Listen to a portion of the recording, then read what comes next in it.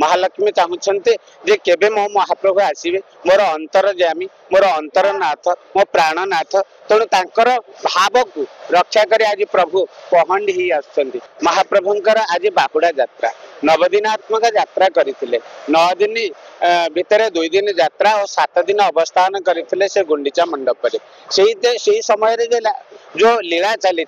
आड़प मंडप दर्शन से आड़प मंडप दर्शन शेष अंतिम पर्याय सरी जाइए आज महाप्रभु तांकर स्वस्थान को कर्मस्थान को फेरी जीवे कर्मस्थान आज चल चंचल श्रीमंदिर डाक देलानी महाप्रभु एत दिन 7 दिन है आम 9 दिन है आपण को न देखी आज सिंहासन खाली पड़ी तेणु व्यतिव्यस्त हो गले समस्ते तेणु महालक्ष्मी अपेक्षा कर रही महालक्ष्मी चाहते जे केबे मो महाप्रभु आसवे मोर अंतर जामी मोर अंतरनाथ मो प्राणनाथ तेणु तांकर भाव को रक्षा कर आज प्रभु पहंडी ही आसुचंती आ जो पहंडे चली द्वय महाप्रभु विराजमान कर सारे सुदर्शन विजय कर सारे आ बलभद्र विजय कर सारे सुभद्रा विजय कर सारे जगन्नाथ आसला बेले डेरी हम कहीं ना सी होचंदी कला हाथी सी होचंदी महामेरु सदृश तांको किए बा हलई पारिबो तांको किए दहुलई पारिबो आरथर देखिथिले रथ यात्रा को महाप्रभु तिले मात्र गोटे पहुंड मध्य गुंचिले नहीं रथ सेमिति रहिला ये हूँ महाप्रभु लीला तेणु आज किंतु शीघ्र आसुंच कहीं महालक्ष्मी डाकिले आड़े गुंडीचा राणी मने मने कहते पुओ एत दिन रहिलु तो तेणु तू जीवा को मुझे आज साफल्य कर दौची तोर सब सामग्री की नहीं जा पुणी आउ गोटे वर्ष पर आसिले पुणी मु तो सब व्यवस्था कर रही आज ये गुंडीचा मंदिर खाँ खाँ ये बाबना भूत किए ना बाबना भूत जगिकी रहे गोटे वर्ष गुंडीचा मंदिर को पुणे ताकू जगेकी देकी जाते महाप्रभु गुंडीचा मंदिर सबू दायित्व नबू आउ जिते बड़े प्रवेश हुई बाबना भूत चली जाए तेणु यही जो रहस्य प्रभुंर रहस्य किए बा बुझीपार से सर्व रहस्य पुरुषोत्तम से देवी न जानती कृत मनुष्य देखुं से आसला भितर से घंटा घंटी छती काहाली महुरी सबू बाजुची माने माने से गोटे माने राजा पटुआर देके आसुची तेणु से पटुआर स्वरूप महाप्रभु विराजमान नंदी घोष नंदी घोष से नंदी घोष आज डाक देउची रथ पथ समस्त प्रस्तुत सेवक मान प्रस्तुत तेणु आज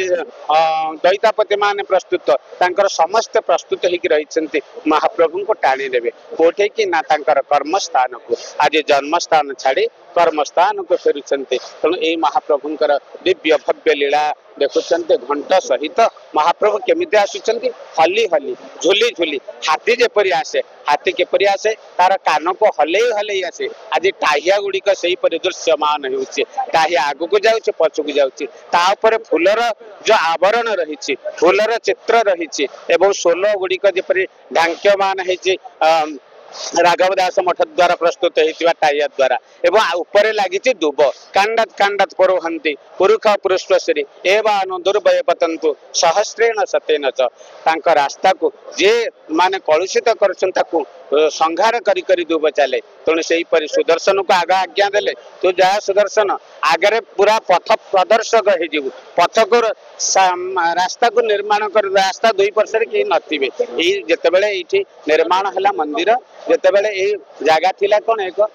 जंगलमय घंच जंगलमय से घंच जंगल भितर जितेबले मंदिर निर्माण होता तेणु से तो चैतन्य महाप्रभु द्वारा जो करे गुंडीचा मार्जना से निजे आसती झाड़ू धरी आ कोड़ी धरी रास्ता को सफा करती एवं महाप्रभु आसिया आज गला बेले सुदर्शन सब रास्ता देखे देखे सुदर्शन महाज्वाल कोटि सूर्य समप्रभ से दिव्य स्वरूप को जो भक्त मान देखिए से